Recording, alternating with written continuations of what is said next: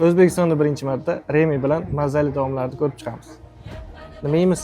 Bugungi obzorimizda O'zbekistonda yangilik bo'lgan bo'yin go'shti. Atmosferasi juda ham boy bo'lgan yangilangan o'zbek milliy taomlarida siz shinam suvurlarda, muzdek kabinalarda har xil turdagi taomlar mazali somsalardan yeb ko'rishingiz mumkin. Birinchi navbatda biz 5-6 soatlab pishiriladigan dirkirlagan qo'zining qo'l va karayka qismidan bo'lgan archa kabobni tatib ko'ramiz. Ko'rishingiz mumkin, ortiqcha harakatlarsiz suyak go'shtlardan ajrab ketyapti.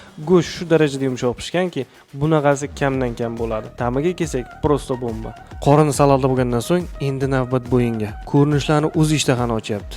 Suyagidan bitta ko'tarsa go'shtlar ajrab tushyapti. Ta'miga gap bo'lishi mumkin emas. Og'izda erib ketyapti-yu, sindoshlar bilan yig'ilib kelib yevoradigan joy ekanligi. Hammasidan keyin bitta og'oshni ham tatib ko'rmasak bo'lmaydi. Ko'rishlar mumkin, masalliqlari dobri solingan. Issiq havoda muzdek zo'r ketadi. Ta'mi ham ajoyib. Bunday mazali taomlarni siz faqat yangilangan o'zbek milliy taomlarida topishingiz mumkin.